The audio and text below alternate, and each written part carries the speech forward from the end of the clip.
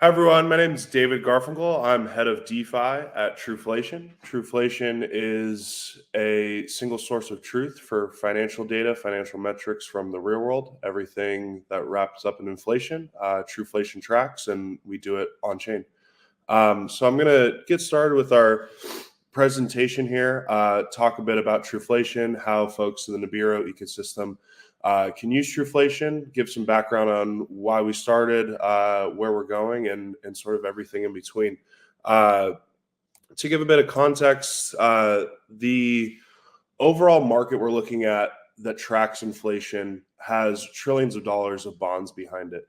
And Truflation started in 2020 because we think this data behind these bonds is not correct.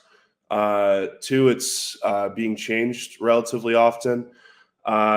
And three, over the long term, it just can't be trusted for those like us building on-chain products. So we believe that creating from the source the best financial metrics possible is what's going to open up these type of markets. It's what people in DeFi are building. It's what people in traditional finance and fintech are building as well. But starting at the basis of inflation, we found that creating our own methodology, creating our own data sources, going out there finding data partnerships is a much better way than how the Bureau of Labor Statistics does it, how other models are doing it. So for us, starting at that basis of a very large market like inflation-linked bonds was where we wanted to start. So to give you a bit of insight in what Truflation is, we're a real-time, transparent, immutable, censorship-resistant Oracle service. So what we're providing are data feeds for traditional finance, data feeds for the on-chain world. And what's most important to us is that this information is accurate and available to everyone. Most in the traditional finance world, most in the Web 2 world are used to a sort of walled garden approach where those with the most money at the biggest hedge funds get access to the best data. We don't think that should be the case. We think every traditional user, whether it's a US person looking to get their food prices so they can pay their bills next week, or a financial institution that needs up-to-the-minute data pricing, we think they should all get the same good, correct data. So that's where Truflation was created. We built it with decentralization in mind, decentralization first, really, to allow not just the correct data, but again, censorship-resistant data. The Bureau of Labor Statistics within the US is generally known for always changing their methodology, always changing up how they track inflation. To us, that's a complete non-starter. Everything we do is open in terms of our tracking. Everything we do is open in terms of our changes as well. So inflation shouldn't be up to the individual. It shouldn't be up to the institution. It should be a known quantity for everyone. So that's really why Truflation's been created. We think we're far more accurate than current CPI metrics. To give you a bit of insight, sort of going from left to right here of how we get our data and how it gets to a potential end user like those building on Nibiru. So we have about 60 plus data partners growing by the day. Really, it sort of varies from us scraping the web on Amazon and Walmart to our partnerships on the housing front with places like Zillow, car gurus on the transportation side. We have AAA partnerships to get everything from insurance to transportation to gas costs. So we take in all that data. We have about 18 million prices we're tracking now across the US and UK, hoping to go into new geographies as well. We track in that data for each of those specific items. We have 3 prices. So we want to make sure that these prices aren't just made up. We're really getting them from secure sources and a multitude of them. So it goes through our system. We now have all of these prices going through our Truflation Stream network, going through our node operators, making sure all of this data is correct. Once it goes through that process, it's then published on chain. It's published in real time, similar to how Chainlink Oracles worked in the past. Our data is up to the minute, meaning everything from our financial data to our commodities data to our housing data, everything like that is available for a developer within DeFi on chain, allowing them to get up to the minute pricing. So we're able to go sub-second with a lot of this data rather than pinging it once a day or updating it on a weekly, monthly basis like traditional world is used to. Developers that want to build on top of our data, that want to build perpetuals markets or want to build options markets or trying to build on top of decentralized exchanges, they're able to use our data within sub-second. They're able to run all the applications they want, and it isn't a barrier at all. So we've done that on a few chains now. We're launching to more, including Nibiru. And the type of products have really varied. And because our data is so broad, there really are a lot of different types of products we can build. To give another double click on sort of what's going on underneath the hood. So we have all these different data providers, as you can see here on the left. They go through our node process, which is checking the data, going through our own quality control, going through our data analyst team. And then that goes to our future services. So that could be a Web3 customer who's using our on-chain Oracle service. That could be a Web2 customer who's just integrating towards our API, which is more traditional to them. Or it could just be a traditional retail user like myself who hops onto Truflation to see what my prices are for a specific commodity or specific types of goods. So we are able to use all the same real-time, very specific, perfect data, we think, and we're able to transfer that to all of our different user types.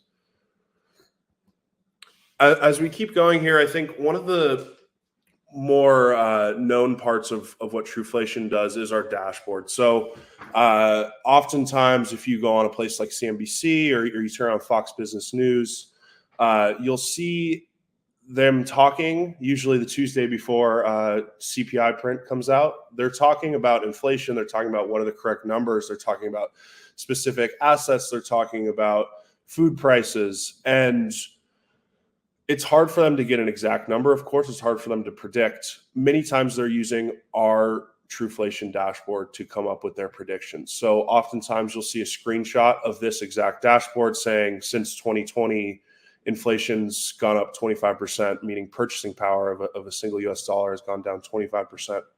So those are used very often in the traditional world, very often on Twitter. Do you see these dashboards posted?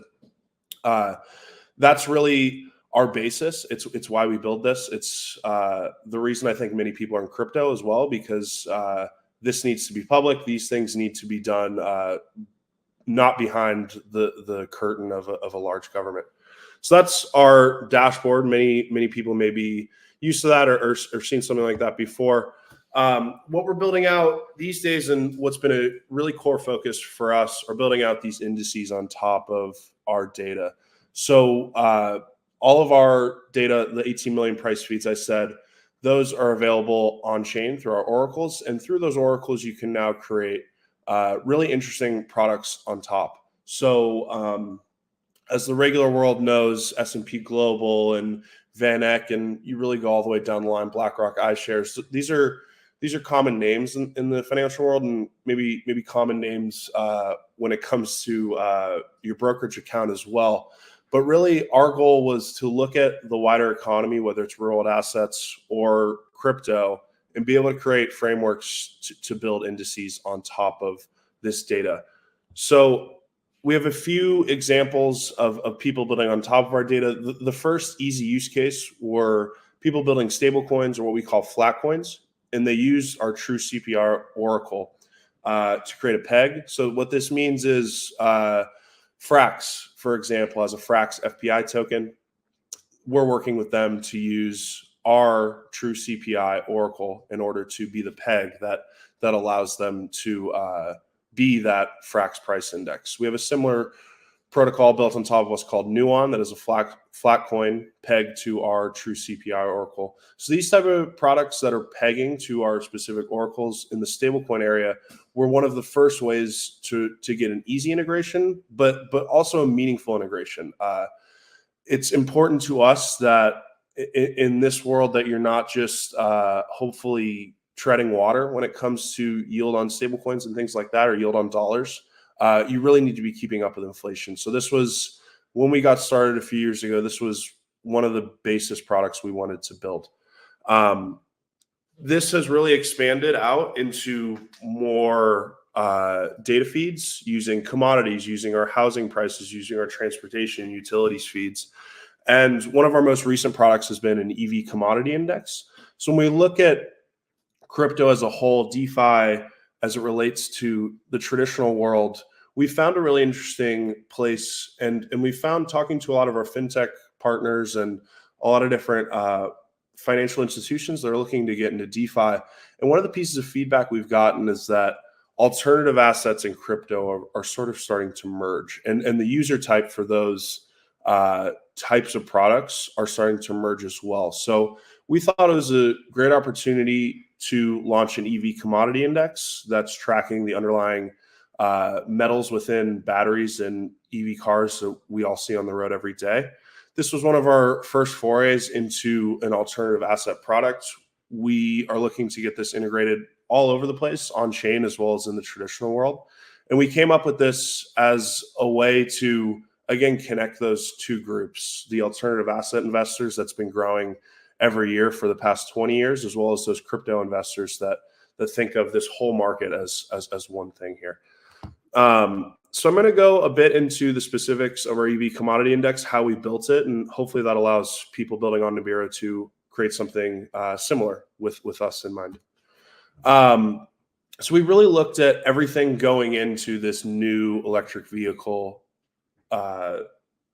area, and we wanted to not just have access to traditional equities like you can go out and buy stocks in some of these EV car companies, but the bet we wanted to make was that as the number of EV cars on the road increases, there's going to be more demand for these underlying commodities. So we looked at all the commodities within the entire supply chain within these batteries, and found a few that we think are the most important and that we're tracking. And these are all the way down the line of fully electric cars, hybrid cars, plug-in. We don't want to discriminate in terms of the types of technologies. We just want to show what the market is looking at currently. So here's just some data on some EV production data and how we're looking at all these different categories. Obviously, there's some type of cars that are using more of these commodities, and we were able to take in all this consideration as we went into our weighting system. So we came out with nickel, cobalt, copper, palladium, platinum as a few of the main metals that go into our EV commodity index. This to us was an important sort of area to go into, an important construction to make, because these are all very liquid markets in the traditional world. So we don't want to create new products that are illiquid, that don't make much sense, that people don't really know what to do with. For us, this was a way to create a product that people can understand and have underlying assets that people understand. So we're able to create this product on chain. We were able to create it as well as in our API, which allows the traditional world to get access to this type of stuff too. We can go farther down the line into the types of metals on all of these cars, and all of this basically is just going into how to build out this correct methodology. So for each of the products we're going to build, we have a full quality control and process to make sure our data is correct, make sure the sources we're getting from are good, make sure they're all compliant, make sure we have all of the back end to make sure these things can go online. After we do all this, we go through the calculation, a few steps here. This is the process we can do for a lot of our products. Sometimes they can be market weighted, sometimes they can be delineated by number of users or whatever it may be. So we're able to be pretty broad in terms of what we can build. And this is how we did the EV commodity index. And now it's a live product. So this can be spent in dollars. It can be spent in number of Bitcoin. So here you can see the two ways we price this here. EV commodity basket based in dollars, as well as commodity basket based on Bitcoin purchasing power. So this is now live on chain and went through our whole process, allowing us to go from product ideation to choosing the type of data feeds to making sure there's oracles on chain, all the testing, everything like that. And now this type of product is being used in protocols all across DeFi, perpetual protocols that are pinging this, allowing users to get perpetual future exposure. We have some options protocols looking to integrate this product as well. We really think these assets are best on chain in a world where anyone can trade them 24/7. When you take the basis of traditional finance being open 5 days a week for a few hours, we don't think that's one correct or one going to be the case long term, especially considering if you're a large user, you have access to markets 24/7 anyway. So we want to be able to bring these markets to people 24/7, 7 days a week, 365, and allow them to trade something they may not be able to trade previously. So we have an electric vehicle commodity index that we recently launched. We're working on a Rolex index, for example. We recently launched a Big Mac index. All of these things in our best effort to try to track assets in our economy that aren't necessarily just equities or aren't necessarily just bonds, things like that, that are really going to move the needle and allow more access to people. So when it comes to our real-world asset Oracle, we already have 140 teams building on top of our Truflation data. Like I said, everyone from perpetuals protocols to lending markets to decentralized exchanges, new chains every day that are using us as a source of truth. We built this so developers can come on top of our protocol and build things without having to worry about the data quality. It's really important to us that DeFi developers have all the tools they can to not only build products that are going to be better for users, but ideally that last forever without, centralized parties coming in and changing weights and making things different. So for us, building out all the data feeds was step one. Step two was making this marketplace that allows people to come in and build on top. And step three was automating the process to build out these tokens. So if you take a look, and you can go on to truflation.com/marketplace, and you can go through all our different indexes and data feeds. For example, this photo here is looking at some of our housing feeds. So median list price, rental vacancies, we have new homes on the market, for example. All these can be added into a protocol, added into a product. We have all of our commodities feeds and utilities pricing as well on here. And this really takes the basis from our Truflation CPI, which its methodology is set and takes into consideration all these different categories. So if you go into, again, truflation.com/marketplace, you can look at all these different Oracle feeds. You can look at all these different categories we're tracking. And for us, it's important that really every important metric in every one of these categories is included. So when you look on the commodity side, it could be wheat futures, it could be corn, it could be orange juice. All of these things are important metrics, whether we're building products on top of them or we're just tracking the prices. To us, they're incredibly important. I think when it comes down to it, the Bureau of Labor Statistics, sadly, tends to take things out that are too high in price, and in turn makes inflation seem lower than it is. We will never take out things that people are buying. So coffee's gone up a lot in the past few months. Bureau of Labor Statistics took that out of the CPI calculation. I don't think anyone stopped drinking coffee. I certainly didn't. So to us, that's important that we're tracking the prices there, because some people may think of some of these things as non-critical, but to us, they're always critical. And we track all of them here in all of our categories, and more people every day are making products on top of them. This is a broader look at our ecosystem. On the left, we have some of the DeFi protocols that are starting to use our technology. We have stablecoin providers using our technology, universities that we work on with data provision, all these data providers that we've been working with the past 2 years to make sure this data is as sound as possible. So all of these different ecosystem providers, we're hoping to grow this list. Hopefully one of these columns becomes the whole page relatively soon. Nibiru being one of the new blockchains we're launching on, we hope to have a lot of Nibiru projects that are within the DeFi space, or even come on as data sources, or build their own stablecoins using our data feeds. We hope that this board becomes bigger and bigger in the long run.